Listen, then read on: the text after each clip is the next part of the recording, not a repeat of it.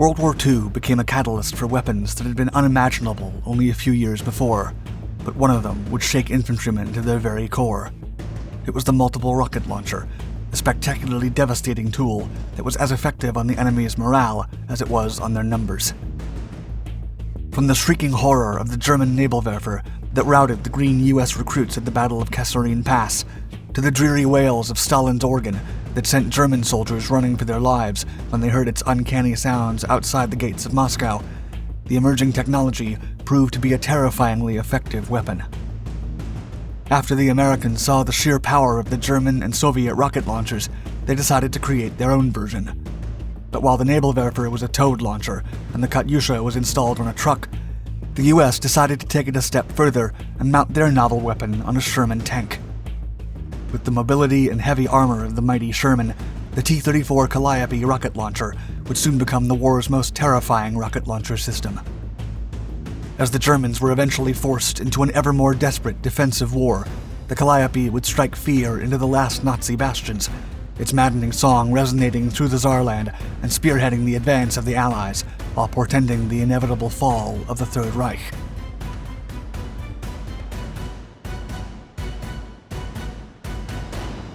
Nightmare fuel. The Germans had introduced multiple rocket launcher systems since the beginning of the war. Developed in secret as far back as the early 1930s, the Nebelwerfer was designed as a highly versatile launcher capable of unleashing anything, from grenades to state-of-the-art rockets and dreadful chemical warheads. Fortunately for everyone involved, the Germans abstained from using chemical weapons, but they were more than willing to unleash their novel, finless, electrically activated rockets into the unsuspecting Allied armies. Despite not being as devastating as conventional artillery solutions, especially against fortified targets, the multiple rocket launcher proved an effective weapon that came at a fraction of the cost of artillery fire. Not only that, but the Germans soon discovered that the massive light spectacle and the unnerving, relentless wailing the weapon produced had a significant effect on the psychological state of the unfortunate men on the receiving end of the barrels. During the first ever clash between German and American troops in the Battle of Kasserine Pass in Tunisia, Field Marshal Erwin Rommel unleashed a Nebelwerfer battalion on the inexperienced US defenders. The attack, supplemented by rampaging panzer units descending from the hills, swallowed the Allies in a frightening display of burning lights, smoke, fire, and overwhelming noise that led many to believe they were facing an insurmountable force of unprecedented lethality. The impressed GIs then started abandoning their posts, leading to a chained retreat that ended in a crushing defeat. After that, the rocket launcher became a crucial psychological warfare weapon that was much easier and cheaper to implement than conventional artillery solutions. The Germans, however, would soon get a taste of their own medicine. During their incursion into the Soviet Union, they were violently introduced to Katyusha, or Stalin's organ, as they would soon nickname the weapon because of the sound it made.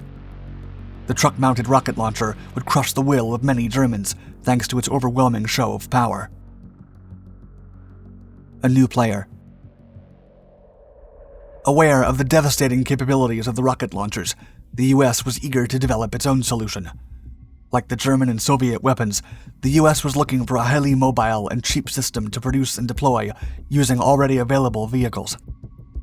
By 1943, rocket launchers were not uncommon and had lost their significant impact on the soldiers. However, they still offered fantastic coverage against unarmored personnel and continued to be a much more affordable solution for artillery units. Despite coming late into the rocket launching game, the Americans had an essential advantage.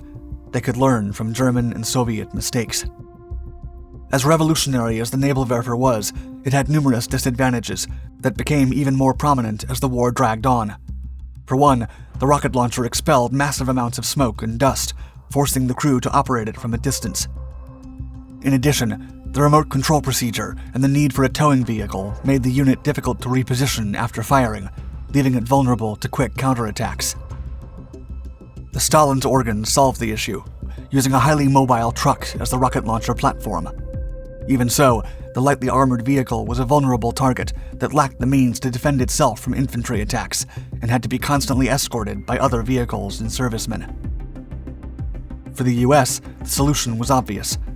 mount the weapon on top of a heavily armored yet highly mobile tank that could not only move after an attack, but also defend itself against infantry or other armored combat vehicles. As such, the T-34 Calliope was born. The Allied High Command had planned to use the new rocket launcher on the first landings in Normandy, as they believed the additional firepower would prove a game-changer against the heavily fortified German positions in France. They were also confident that having the ability to saturate a large area with artillery-sized shells in mere seconds, and without the cost of deploying cumbersome and highly vulnerable artillery units, could have a massive impact on the success and speed of the Allied incursion into Europe. Rocket tank. The development of the Calliope was quick and straightforward, with American engineers opting to use the equipment and resources already available to the troops to guarantee an expedited deployment. They selected the M4 Sherman as the platform for the rocket launcher, as it was one of the Western Front's most widely used armored vehicles. In addition, it provided the system with the mobility and protection required to be as effective as possible. A rack of 60 plastic tubes was mounted on top of the tank, each designed to unleash an M8 114mm rocket.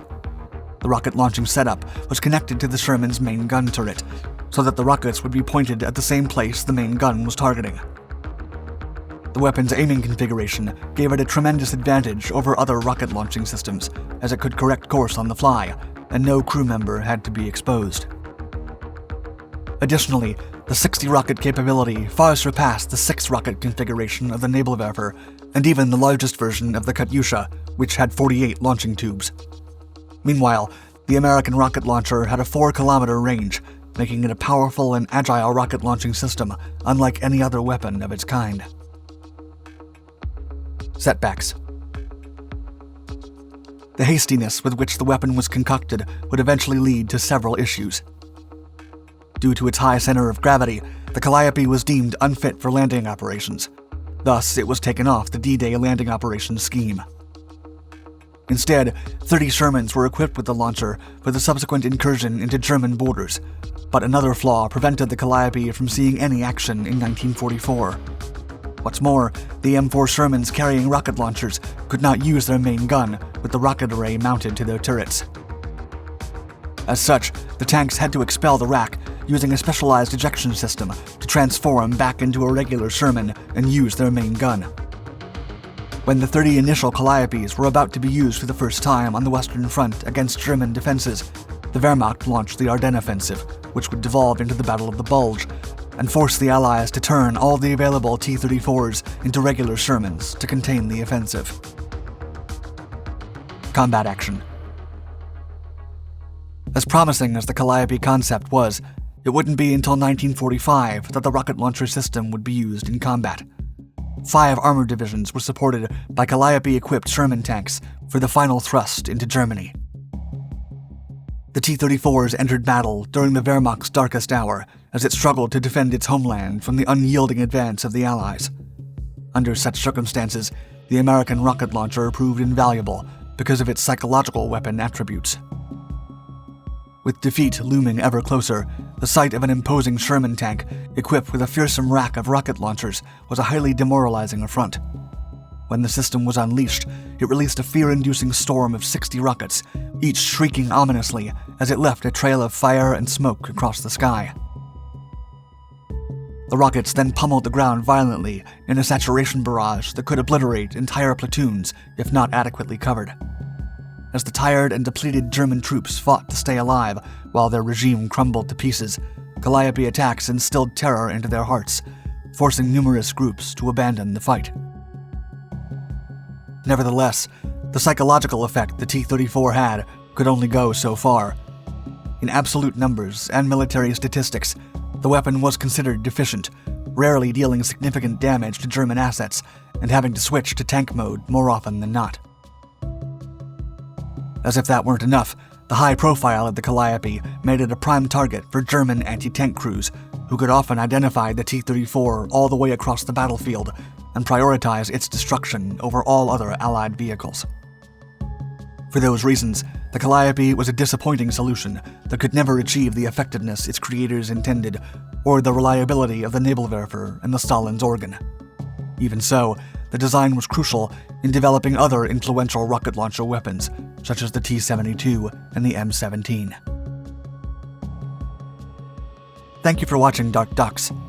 For more compelling military content, click on your screen and check out our other Dark Documentaries channels, where we delve into the fiercest battles in modern history and the groundbreaking technology used in them. Stay tuned.